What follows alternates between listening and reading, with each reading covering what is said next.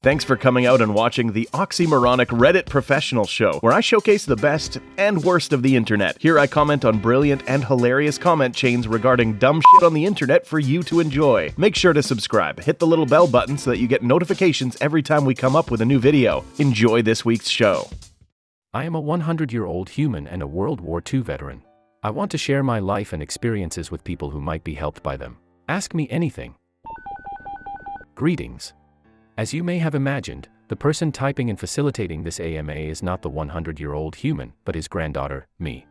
A little bit about my grandpa. He grew up in Washington State and has traveled quite a bit.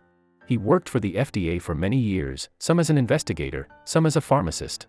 He served in the Air Force during World War II as a photographer.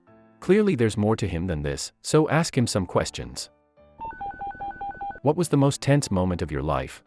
When I stepped forward to get married. No kidding, just briefly, I thought I was gonna faint when the pastor asked those questions.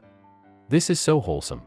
Been in a war, but still, his most tensed moment is from when he was married. What's a food you loved in the past that doesn't taste the same anymore? Good home fries. Laughs, I'll have to think about that. We got more acquainted with lamb instead of beef. I can say he loves his oysters, always has and always will. What did you do in the years after the war? Was it directly back to school or something else? Got my license in pharmacy, saw recruitment for FDA and joined them, and traveled to see how other people lived. What a life. Thanks for joining us on Reddit today. My question, have you been to Germany or Japan since the war? What were your thoughts? The wife and I have been to Germany since for vacation. I've been to Japan since in regard to FDA regulations. Just looking at their food habits and their environment, just appreciating what they had. Thank you for your answer. Living 100 years, what was the biggest leap of technology that you've experienced? What seemed the most unreal when it came out?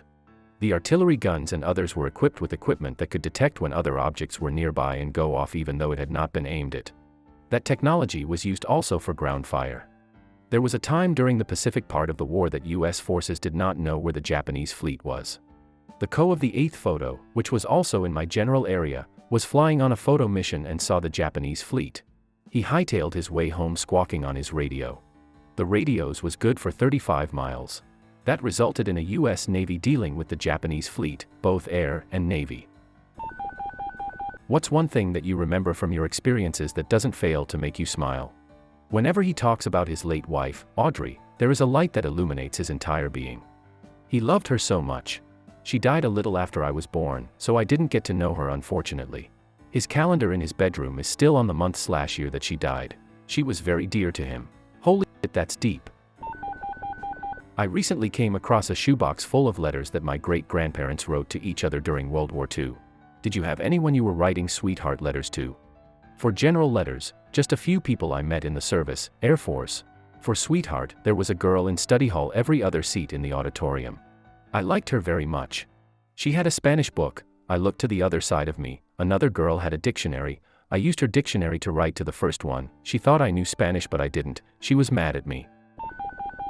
What was the biggest change you noticed while working for the FDA for many years? How FDA regulations assured quality food, drugs, cosmetics. Did you ever smoke tobacco? Only on specific assignments of undercover work. At medical appointments I've taken him to, for the questionnaire he's always said, never. I guess it took a stranger asking to find the truth. I have 2 questions that I would love to hear the perspective of an aged gentleman on. What was it like when you learned of the atomic bomb? This is such a huge turning point in human history that I can't help but imagine the ramifications must have felt huge. Similar to question 1, what was it like when you learned that humans had walked on the moon? Both of these, the bomb and the moon, are things we take for granted now, but at the time they must have been a massive paradigm shift. Can you share your thoughts? Many thanks for your time, and for your service. It was a fantastic illustration of science. He says he wasn't scared about the bomb, because people did not understand what the atomic bomb was.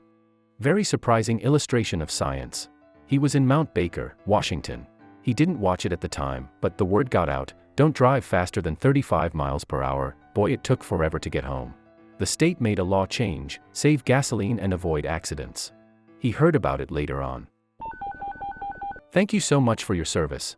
Can you tell me who your favorite president was in your lifetime? Hoover. He was not very popular, but he was a good president. Just what you'd read about him, that's all. That's all you have to go on. What was his favorite plane that he got to photograph? World War II or anything afterwards? And thank you for your service, sir. P-38 fighter/photo.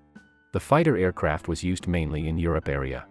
The photo area was used to take the guns out, put in 2 or 3 sets of cameras, and the prints/negatives that were produced were 18 inches wide and 9 inches deep. Most of those photos were made around 20,000 feet, so that gives you the scale for how you want to measure it. The P-38 was used somewhat in the Pacific. The P-38 was an escort for the bombers, but it was mainly recognized as a fighter plane. But around Europe, big river there, they put 150 and 300-pound bombs and made them into bombers, because the Germans would look up, oh, they're just taking photos, and kaboom. Thanks. My grandfather was a bomber pilot and I always loved the aircraft of that era. My dad is in his 80s and says food today isn't nearly as good as it was when he grew up, quality of meat, vegetables, etc. Any truth to that in your opinion? I asked him this one and he started saying something about asking the right question, and something about being in court. Here's the part I caught to type. I've seen this thing come up before in the US attorneys, or at the least those with FDA, they did not ask a question in court until they knew what the witness would testify to. There was a situation where investigators from Portland and Seattle were covering oysters, went somewhere they were washing oysters, there was leaves of a tree floating in there, when they came back the owners were there and they talked to him. The US attorney did not want the investigator saying what the Portland person told the people, so they got the Portland inspector and testified, said he warned the people to not do it. When the owners admitted they'd been advised as such by the investigators, their attorneys from Chicago turned to the client and said, "You never told us that," and that made their case. Hello sir, I'm from Morocco. I heard about your story and this is amazing. Sir, I'm 25 years old, you have more experience in this life.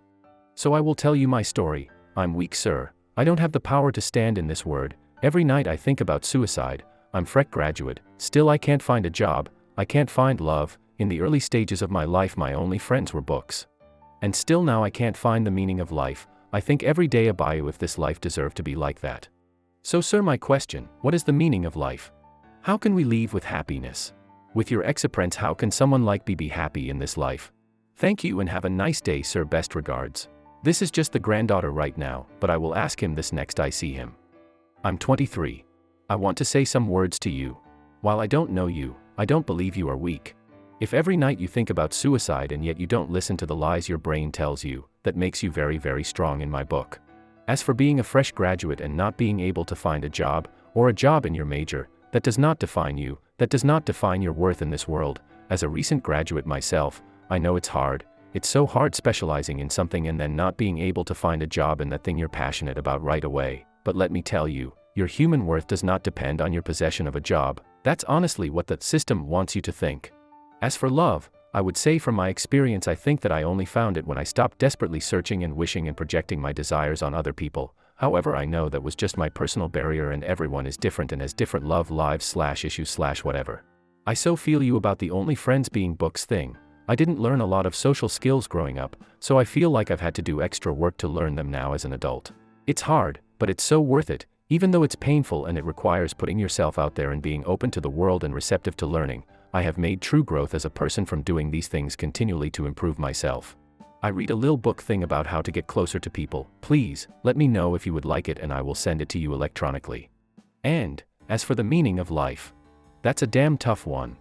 I'm still unsure, but everything I've learned so far, props to Buddhism and mindfulness, is pointing me towards the conclusion that there is no real, solid, concrete destination/meaning of life, but that the meaning of life is the journey itself, to try to help others be happy and to try to follow what makes you happy, even if the goal and the present are very far away. When we are going somewhere and look on a GPS, we don't wonder, man, why didn't I just teleport? But I've found that thought to be present in my life, of, I am here now and here is bad, so why am I not at that goal?